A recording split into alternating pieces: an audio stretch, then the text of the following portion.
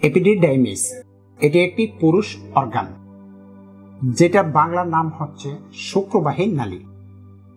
Epididymis হল পুরুষ প্রজনন তন্ত্রের একটি গুরুত্বপূর্ণ অর্গান অথবা টিউব। অন্ডকোষের উপরে কুণ্ডলযুক্ত এই টিউবটি হল এপিডিডাইমিস।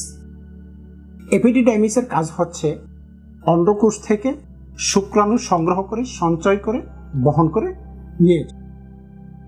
আর এই গুরুত্বপূর্ণ অর্গানটিতে যদি কোনো প্রদাহ হয় অথবা ইনফেকশন হয়, তখন এটিকে চিকিৎসা বিজ্ঞানের ভাষায় বলা হয় এপিডিডাইমিটিস।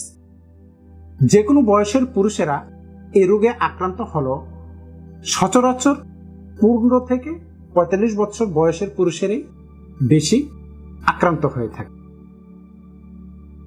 আর এই এপিডিডাইমিটিস হওয়ার পিছনে যে কারণগুলো আছে তার মধ্যে উল্লেখযোগ্য কারণ হচ্ছে বেশিরভাগ ক্ষেত্রে গনোরিয়া, ক্ল্যামাইডিয়া এবং যে সকল পুরুষ অল্প বয়সে নিয়মিত অবৈধ যৌন মিলন করে থাকেন তাদের ক্ষেত্রেই এপিডিডাইমিটিস বেশি হয়ে থাকে।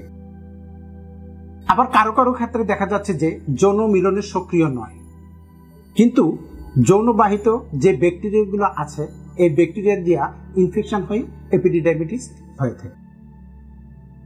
আবার কারো কারো ক্ষেত্রে দেখা যাচ্ছে যে মূত্রথলি, মূত্রনালী এবং প্রস্টেটে যদি ইনফেকশন হয় সেই ইনফেকশনের দ্বারাও এপিডিডাইমিটিস হয়ে থাকে।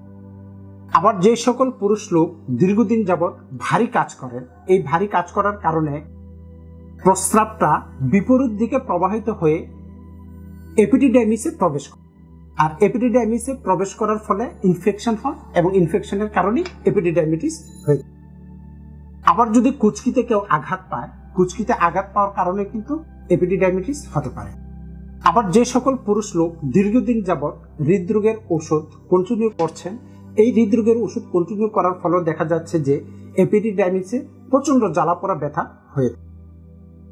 আক্রান্ত রোগীদের ক্ষেত্রে যে ধরনের লক্ষণগুলো সবচেয়ে বেশি প্রকাশিত হয় তার মধ্যে লক্ষণগুলো হচ্ছে যে কারো একটি অন্ডকোষ অথবা কারো দুইটি অন্ডকোষে ব্যথা, জ্বালা, ফুলা, লাল ভাব সহ গরম অনুভব হয়।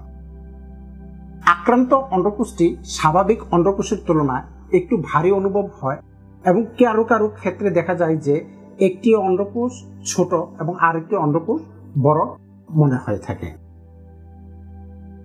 প্রস্রাব খুব ঘন ঘন হয় অথবা প্রস্রাব বারবার করার একটা ইচ্ছা যায়।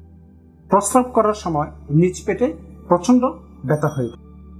কারো কারো প্রস্রাবের সাথে অথবা বীর্যের সাথে রক্ত নির্গত হয়।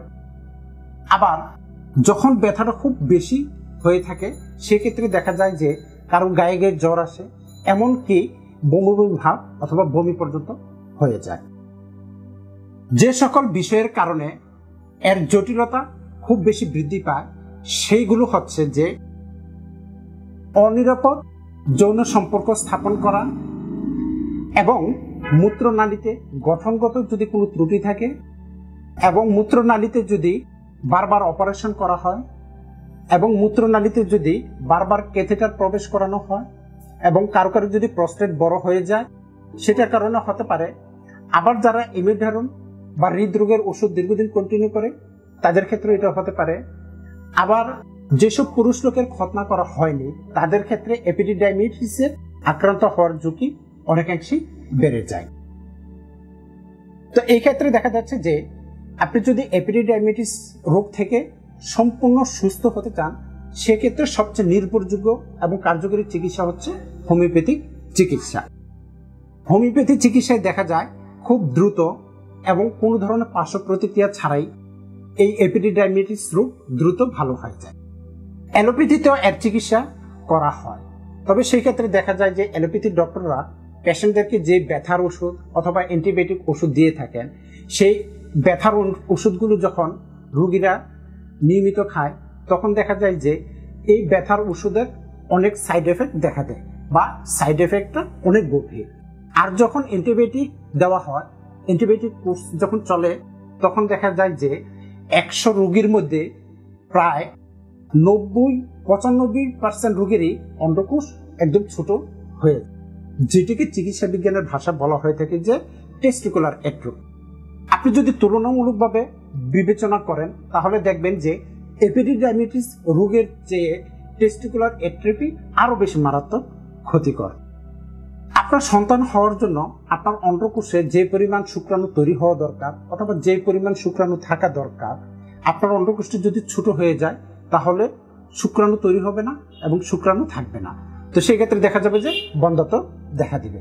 তো আমি বলবো যে যদি আপনার এপিডিডাইমিটিস হয়ে থাকে অথবা আপনার সন্দেহ হয় তাহলে একজন এক্সপার্ট অভিজ্ঞ হোমিও ডাক্তারের শরণাপন্ন হন, তাহলে আপনি এই রোগ থেকে অবশ্যই কোনো ধরনের পার্শ্ব প্রতিক্রিয়া ছাড়াই সম্পূর্ণ সুস্থতা লাভ করতে পারবেন।